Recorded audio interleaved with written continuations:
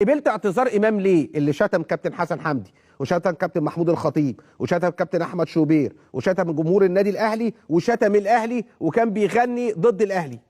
يعني هنا يا جماعه بجد والله، يعني هو احنا وصلنا لمرحله ايه؟ الاهلي، ما امام عاشور حصل مشهد مشابه من سنتين، يعني 1 ابريل 21 فيديو مسيء،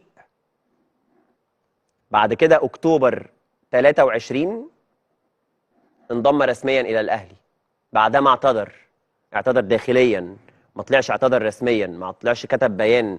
هو في ايه يا جماعه؟ هو نفس السكريبت بيلف على الاعلام كله، نفس الكلام بالحرف بيتقال في جميع القنوات. سبحان الله، كل الكلام ده بيتقال عشان الهدف منه ان احنا نذكر بس كده في الاخر امام عاشور امام عاشور امام عاشور، وكأن امام عاشور ده عامل لهم زي عفريت العلبة، مش قادرين ينسوا قصة امام عاشور لغاية دلوقتي. سبحان الله، ما يصدقوا اي مناسبة ويحطوه في اي جملة مفيدة.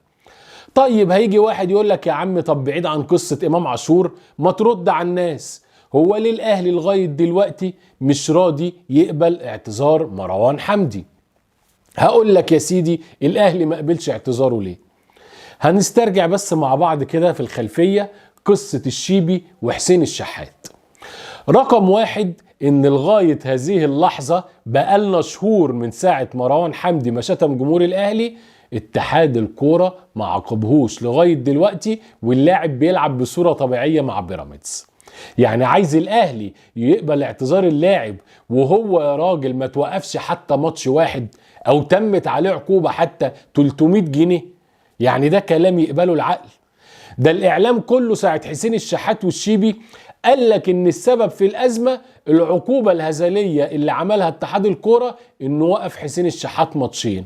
وانا يا راجل بقول لك ايه، انا معاكم قلبا وقالبا، والكلام ده فعلا كان كلام صحيح. الله، طيب ده حسين الشحات حتى اتعاقب بماتشين، مروان حمدي لغاية دلوقتي ما تعاقبش بأي حاجة من اتحاد الكورة مع مستر جوميز مدرب الزمالك اللي اعتدى على الحكم وزقه، برضه ما تمش ايقافه لغاية دلوقتي. وسبحان الله، لو كان الموقف العكس، كولر اللي اعتدى على الحكم وبدل مروان حمدي كان اي لاعب من الاهلي، قسما بالله كان الدنيا قامت وما عادتش، وكان زمان الاعلام لغايه دلوقتي كل يوم هو كولر ما توقفش ليه، هو لاعب الاهلي ما توقفش ليه، ده هم نادي الدوله، ده هم مش عارف اللي بيحكموا دول اقوى من اتحاد الكوره. لكن دلوقتي لا حس ولا خبر. النقطه الثانيه اللي الاهلي ما قبلش فيها اعتذار مروان حمدي، وان مروان حمدي لاعب نادي بيراميدز، بين قوسين كده بيراميدز. طب اشمعنى بيراميدز؟ لان محمد الشيبي ساعة مشكلة حسين الشحات مرضيش يقبل اعتذار حسين الشحات اكتر من مرة، وكان بيراميدز عمال يقوي فيه وممدوح عيد وهاني سعيد ويسخنوا في اللاعب وما تقبلش وهنقبل وهنروح للمحاكم والكلام ده كله. اشمعنى الاعلام ساعتها ما اتكلمش؟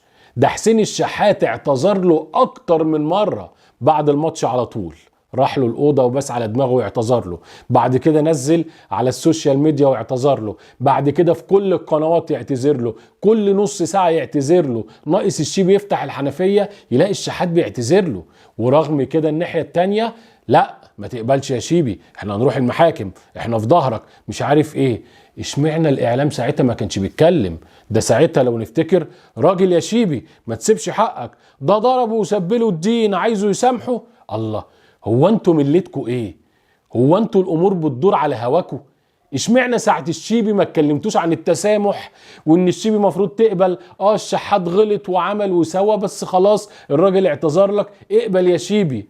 ساعتها كنتوا في صف الشيبي وعاملين تسخنوا فيه. لكن دلوقتي هو الاهلي ليه ما بيتسامحش؟ هو الاهلي ليه ما بيقبلش الاعتذار؟